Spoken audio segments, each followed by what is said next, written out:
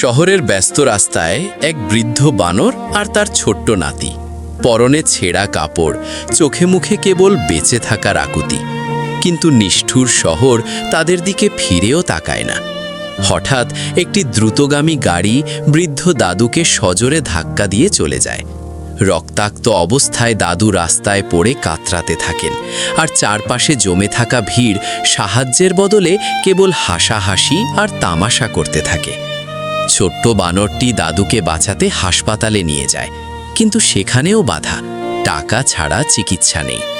এই নিষ্ঠুর শর্ত ছোট্ট হৃদয়টাকে ভেঙে না দিয়ে বরং জেদ ধরিয়ে দেয়। দাদুকে বাঁচাতে সে শুরু করে জীবনযুদ্ধ।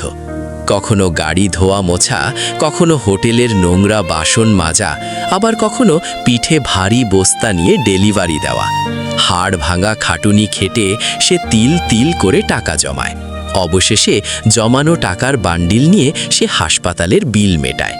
ডাক্তাররা অবাক হয়ে যায়, দাদু সুস্থ হয়ে ফিরে আসেন। কিন্তু গল্পের শেষ এখানেই নয়।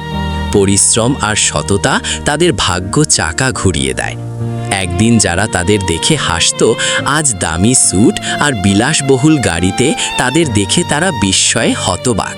প্রমাণ হলো, সময় আর পরিশ্রম ভিক্ষুককেও রাজা বানাতে পারে। ভিডিওটি ভালো লাগলে একটি লাইক, একটি কমেন্ট এবং চ্যানেলটি সাবস্ক্রাইব করতে ভুলবেন না।